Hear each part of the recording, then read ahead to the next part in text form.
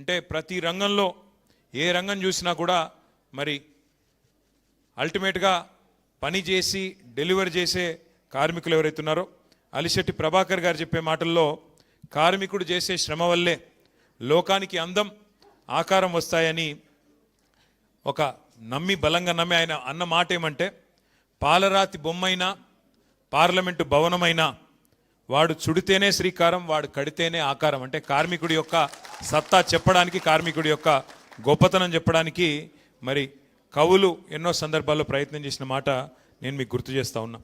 అట్లాగే ఇవాళ మే డేకి మేము ఇక్కడికి వస్తూ ఉన్నాం. వస్తుంటే మరి ఇప్పుడే ఒక పిడుగు లాంటి వార్త వచ్చింది. కేంద్ర ప్రభుత్వం, ప్రధానమంత్రి నరేంద్ర మోడీ గారు ప్రతిసారి ఎలక్షన్లు అంటూ ఏమన్నా జరగంగానే తెల్లారే సిలిండర్ ధరలు, పెట్రోల్ ధరలు పెంచుడు ఆయనకు అలవాటైపోయింది. ఇలా ఇక్కడికి వస్తుంటే ఇప్పుడే వార్త వచ్చింది.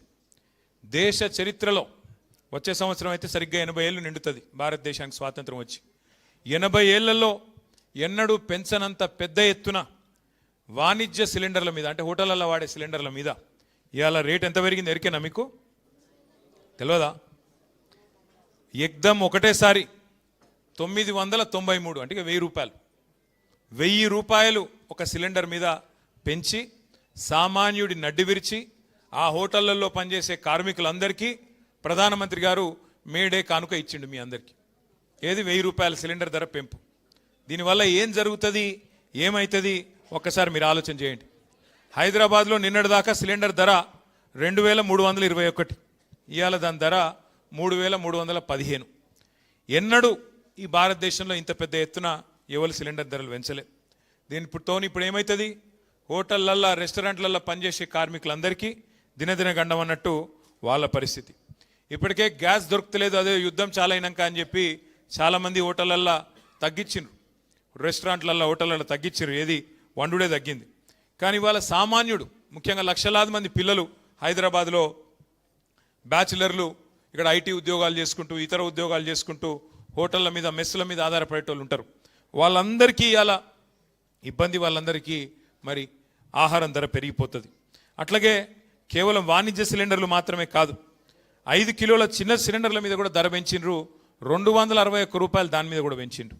దాంతో ఏమవుతుంది, నిత్యావసర వస్తువులు ధరలు అవి మళ్ళీ ఒక్కసారి పెరిగిపోయే ప్రమాదం. ఇప్పటికే మీకు తెలుసు, రూపాయి విలువ పాతాళానికి పోతా ఉన్నది.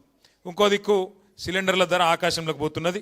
గతంలో ఒకసారి ప్రధానమంత్రి గారు ఒక మాట అన్నారు, అయ్యా మరి 2 కోట్ల ఉద్యోగాలు ఇస్తానో కదా సంవత్సరానికి, మరి ఏవి ఉద్యోగాలు అంటే ఆ రోజు మోడీ గారు అన్న మాట ఏంటంటే, పకోడీలు వేసుకుంటూ కూడా ఉద్యోగమే కదా, పకోడీలు వేసుడు, బజ్జీలు వేసుకుంటూ కూడా ఉద్యోగమే కదా అని మాట్లాడిండు.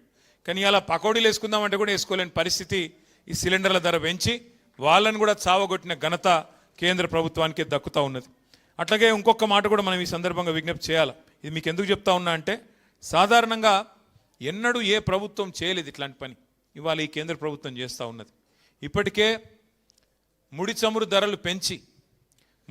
ధరలు పెంచి దాని మీద సెస్సులని, తుసులని, ఇంకోటని వేసి 65 రూపాయలకు దొరికేదాన్ని ఇప్పుడు దగ్గర 110-125 రూపాయలకు పెంచినారు పెట్రోల్, డీజిల్. దాంతో రేట్లు అన్నీ పెరిగినాయి. మళ్ళీ ఇప్పుడు సిలిండర్ కూడా పెరిగితే సామాన్యుడు బతికేది ఎట్లా? మరి ఇక దేవుణ్ణి నమ్ముకొని దేవుడి మీద భారం వేసి బతకాలన్నా ఏం చేయాలా కేంద్ర ప్రభుత్వం ఆలోచించాలా, మరి ఏ రకంగా పోరాటాలు చేయాలా మనం కూడా ఆలోచన చేయాల్సిన అవసరం ఉంది మే డే రోజు.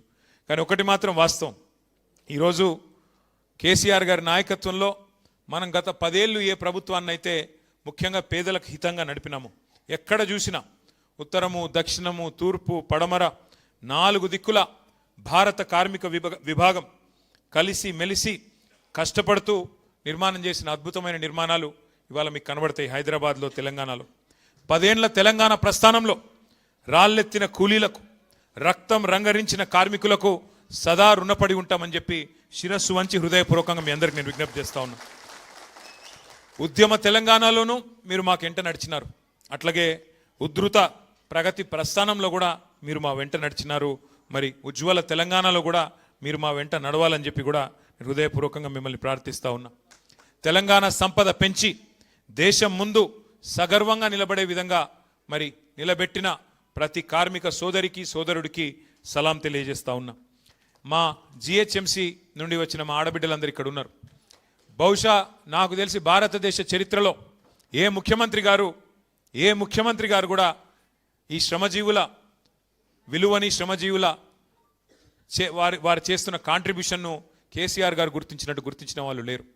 సఫాయి అన్నా నీకు సలాం అన్నా అన్న ముఖ్యమంత్రి బహుశా భారతదేశంలో ఒకే ఒక్కడు మన కేసీఆర్ గారు.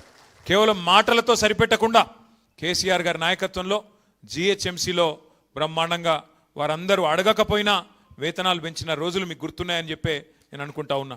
మరి 2.5 ఏళ్ళు ఏమవుతుందో నాకంటే బాగా మీకే ఎరక. ఇక నేను చెప్పను, మీకే తెలుసు ఏం చేస్తున్నారు, ఏం చేయలేకపోతున్నారు. ముఖ్యమంత్రి గారు మున్సిపల్ మంత్రి ఇప్పుడు, కానీ ఆయన ఏం మాట్లాడుతున్నారు ఎరికేనా? మా హైదరాబాద్లో 5,000 ఆటోలు ఉన్నాయి, వాళ్ళు సాఫ్ సఫాయి చేస్తున్నారో చేస్తలేరో, ఆటోలు తిరుగుతున్నాయో తిరుగుతలేవో నాకు తెలియదు. ఏది ముఖ్యమంత్రి గారు మున్సిపల్ మంత్రి ఆయన చెప్తున్నాడు వాళ్ళు చెత్త తీస్తున్నారో లేదో నాకు తెలియదు. గంత తెలియని పరిస్థితులు ఉండవు ముఖ్యమంత్రి. నాకు అర్థం కాదు, మీరు చేస్తున్న కష్టం కనబడతలేదా? అంటే శ్రమను గుర్తించే ముఖ్యమంత్రికి, గౌరవించే ముఖ్యమంత్రికి, మీ శ్రమ విలువ తెలియని ముఖ్యమంత్రికి తేడా ఏందో కేసీఆర్ గారిని రేవంత్ రెడ్డి గారిని చూస్తే మీకే అర్థమవుతుందనే మాట కూడా నేను మీకు ఈ సందర్భంగా విజ్ఞప్తి చేస్తూ ఉన్నా. ఇవాళ కేసీఆర్ గారి నాయకత్వంలో మిమ్మల్ని భాగస్వాములుగా చేసుకుంటూ ముందుకు నడిచినాం. మీకు యాదికుండాలి, కరోనా వచ్చినప్పుడు ఎట్లాంటి పరిస్థితి ఉండే దేశంలో, గందరగోళం ఎక్కడికక్కడ. అసలు ఎన్నడూ జీవితంలో చూస్తాం అనుకోని దృశ్యాలు చూసినాం. 100 కిలోమీటర్లు పిల్లను పాపను సంకలెత్తుకొని ఒక సూట్ కేసు మీద కూర్చోబెట్టుకొని, బస్సు దొరకపోతే, రైళ్లు లేకపోతే, లారీలు కూడా బంద్ అయితే నడుచుకుంటూ పోయిన రోజులు ఒక్కసారి గుర్తు తెచ్చుకోండి. కొంతమంది ఇక్కడి నుంచి బీహారు, ఒరిస్సా ఎక్కడెక్కడో 100 కిలోమీటర్లు పోయినారు. ఆ రోజుల్లో మరి భారతదేశంలో అయ్యా మేము మా ఊరికి పోతామంటే కేంద్ర ప్రభుత్వం వారు రైల్లో కూడా ఛార్జీలు పెట్టినారు. రైలు వేసిండ్రు, కానీ ఆ రైళ్ళకు కూడా ఛార్జీలు. భారతదేశంలో ఒకే ఒక్క నాయకుడు కేసీఆర్ గారు ఆ ఇతర రాష్ట్రాల నుంచి వచ్చిన కార్మికులను కూడా కడుపులో పెట్టుకొని చూసుకొని వాళ్లకు జేబులో ఒక 1,000 రూపాయలు పెట్టి భోజనం పెట్టి చీఫ్ సెక్రటరీని, డీజీపీని రైల్వే స్టేషన్కి పంపించి వాళ్లకు జెండా ఊపి మీరు మీ ఊర్లకు వండి బిడ్డ మళ్ళా మెల్లగా తిరిగి రండి, మంచిగా తిరిగి రండి, భద్రంగా పోయి భద్రంగా రండి అని చెప్పి వాళ్లకు ఫ్రీగా రైల్లో పంపించిన నాయకుడు ఒకే ఒక్కడు కేసీఆర్ గారు. ప్రైవేట్ స్కూల్ టీచర్లను కూడా ఆదుకున్న నాయకుడు కేసీఆర్ గారు. ఒక్క మాట గుర్తు తెచ్చుకోవాలని చెప్పి నేను కోరుతా ఉన్నా. హైదరాబాద్లో నాకు చాలామంది మిత్రులు చెప్తా ఉంటారు, అన్నా మేము కరోనా అప్పుడు ఇళ్లలో ఉండిపోయినాం, దగ్గర 2 నెలలు 3 నెలలు ఉండిపోయినాం, బయటికి వచ్చే వరకు కొత్త రోడ్లు కనబడ్డాయన్నా, ఏం చేసిండ్రు మీరు, మీ మున్సిపల్ డిపార్ట్మెంట్ వాళ్ళు కొత్త రోడ్లు, కొత్త ఫ్లైఓవర్లు ఎట్లా పూర్తి చేసిండ్రని అడుగుతుంటారు. ఎట్లా చేసినామంటే తెలంగాణ అంటే ప్రేమున్నోళ్ళం కాబట్టి, హైదరాబాద్ అనే ఈ మన తెలంగాణ కిరీటంలోని ఏదైతే ముఖ్యమైన కోహినూర్ లాంటి వజ్రం ఉన్నదో దీన్ని కాపాడుకోవాలన్న ఉద్దేశంతో, బాగు చేసుకోవాలన్న ఉద్దేశంతో లేబర్ క్యాంపులకు పోయి దండాలు పెట్టి బతిమలాడిన నేను. దగ్గర 10-14 లేబర్ క్యాంపులకు పోయినా నేను. ఆ రోజు అందరు వెళ్ళిపోతున్నారు కార్మికులు. పాపం ఆ రోడ్లేసే రంగంలో పనిచేసే కార్మికులు ఎవరైతే ఉంటారో భవన నిర్మాణ రంగంలో వారు వెళ్ళిపోయే పరిస్థితి, భయపడుతున్నారు. బతుకుంటే బల్సాకు తినొచ్చు, ఈ కరోనా వచ్చింది మా భార్య పిల్లల దగ్గర పోతామని చెప్పి ఇతర రాష్ట్రాల వాళ్ళు పోతుంటే దండం పెట్టి బతిమలాడి అన్నా పోవద్దని చెప్పి 2 రెట్లు 3 రెట్లు వాళ్ళ జీతాలు పెంచి మళ్ళా మనకి ఇటువంటి మోక దొరకది. హైదరాబాద్లో పనిచేసేందుకు రోజు నార్మల్గా అయితే 5-6 గంటలకు మించి దొరకది, రాత్రి 12 నుంచి పొద్దున 6 వరకే. కానీ ఈ టైంలో మొత్తం అన్ని రోడ్లు ఖుల్లా ఉన్నాయి, మైదాన్ సాఫ్ ఉన్నది, జల్దీ చేద్దామని చెప్పి కాంట్రాక్టర్లను ఒప్పించి మొత్తం వర్కర్లను ఒప్పించి పెద్ద సంఖ్యలో దగ్గర 20-30 కొత్త రోడ్లు నిర్మాణం చేసిన ఘనత మన ప్రభుత్వాన్ని. అయితే వాటికి చెమట చిందించింది ఆనాడు మన కార్మిక సోదరులనే మాట కూడా నేను మీకు గుర్తు చేస్తూ ఉన్నా. వలస కూలీలు కాదు మీరు, అభివృద్ధిలో మీరు మా భాగస్వాములు అని చెప్పి ఇతర రాష్ట్రాల కార్మికులను కూడా కడుపులో పెట్టుకొని చూసుకున్న ఘనత మన నాయకుడు కేసీఆర్ గారిది. కానీ ఇవాళ ఏం పరిస్థితి ఉన్నది ఒక్కసారి ఆలోచన చేయండి. కాంగ్రెస్ ప్రభుత్వం వచ్చింది, అడ్డగోలు హామీలు ఇచ్చింది. ఆ రోజు కేసీఆర్ గారేమో పొరుగు రాష్ట్ర కార్మికులను కూడా కడుపులో పెట్టుకొని చూసుకుంటే ఇవాళ Srisailam left bank canal SLBC tunnel కుప్పగూలి, సొరంగం కుప్పగూలితే కనీసం అందులో కార్మికుల శవాలను కూడా గుర్తించలేని దుస్థితిలో ఉన్నది ఈ ప్రభుత్వం. కార్మికుల శవాలను కూడా కనీసం వాళ్ళ కుటుంబాలకు అప్పచెప్పలేని దుస్థితిలో ఇవాళ ఈ ప్రభుత్వం, రేవంత్ రెడ్డి గారి ప్రభుత్వం ఉన్నది. అది కుప్పగూలుడు కూడా ఎట్లా కూలింది? ఈ ప్రభుత్వం యొక్క అవినీతి వల్ల, ఈ ప్రభుత్వం యొక్క అసమర్థత వల్ల, కేవలం వీళ్ళ చాతగాంతనం వల్లనే జరిగింది తప్ప ఇంకోటి కానీ కాదు. అట్లాగే సంగారెడ్డి జిల్లాలో సిగాచి అనే పరిశ్రమ, అక్కడ పెద్ద ప్రమాదం సంభవించి మరి దాదాపు 55-60 మందో కార్మికులు సజీవ దహనమైతే పట్టించుకున్న నాదుడు లేడు. ముఖ్యమంత్రి గారు ఒక పత్రికా ప్రకటన మాత్రం ఇచ్చిండు, ₹1 కోటి నష్టపరిహారం ఇస్తా అన్నాడు. కానీ ఇంతవరకు ఒక్క కార్మికుడు కూడా ₹1 కోటి రాలేదు. ఇది వాస్తవం. కానీ ఇప్పటి వరకు ఒక్క మంత్రి కానీ ఒక్క ప్రభుత్వంలో బాధ్యుడు కానీ స్పందించిన పరిస్థితి లేదు. కేవలం మాటలతో, కంటి తుడుపు చర్యలతో ఇవాళ సిగాచి మరి వాళ్ళని కూడా పక్కన పెట్టినారు.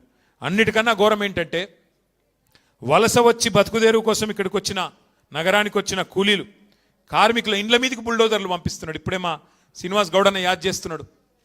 పాపం తెలుసో తెలియకనో హైదరాబాద్కు వలస వచ్చి ఇక్కడ బతుకుదేరువు కోసం వచ్చి, పొట్ట కూటి కోసం వచ్చి ఏమన్నా జాగ దొరికితే 50 గజాలు, 60 గజాలు, 20 గజాలు అందులో ఒక చిన్న గుడిసేసుకుంటే లేదా ఒక చిన్న రేకుల షెడ్ వేసుకుంటే ఇలా హైడ్రా పేరుతో ఇష్టం వచ్చినట్టు వచ్చి కూలగొట్టి రోడ్డు మీదికి నెట్టి పుస్తకాలు, బాటిళ్ళు, చిన్నపిల్లగాన్లు చదువుకున్నటోళ్ళై తీసుకొనియకుండా చేసి వాళ్ళని నడి బజార్న నూకుతున్నది ఈ ప్రభుత్వం.